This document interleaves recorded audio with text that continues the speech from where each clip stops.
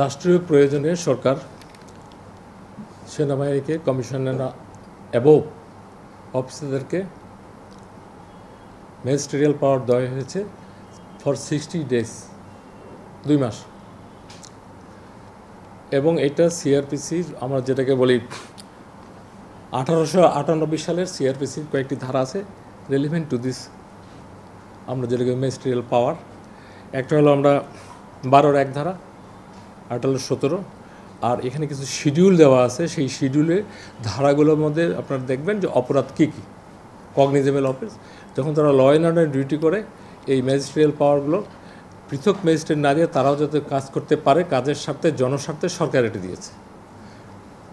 আমাদের দেশেও একাধিকবার এই ধরনের সেনাবাহিনীকে এই ম্যাজিস্ট্রিয়াল পাওয়ার দেওয়া হয়েছিল।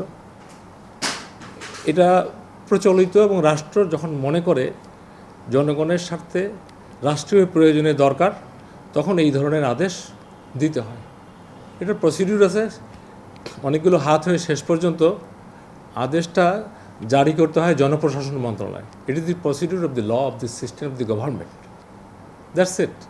এই আলোকে দেওয়া হয়েছে এবং সব কিছু ব্ল্যাক অ্যান্ড হোয়াইট লেখা আছে, নো প্রবলেম। রাষ্ট্রীয় প্রয়োজন যখন সরকার মনে করে আমি রাষ্ট্রের একজন অংশ, এইটার ব্যাখ্যার খুব একটা দরকার লাগে না। সরকার মনে করেছে এটা এই মুহূর্তে সেনাবাহিনীকে এই রাষ্ট্রীয় এই ম্যাজিস্ট্রিয়াল পাওয়ারটা দেওয়ার দরকার। দিস ইজ ভেরি সাময়িক, এবং এই আইনগুলো যে বলা আছে পারপাস অফ স্পেসিফিক, এর বাইরে কোনো ধারা নেই। ঢালাইয়ে দৃঢ়তা, নির্মাণে নিশ্চয়তা, প্রিমিয়ার সিমেন্ট, ঢালাইয়ের রাজা।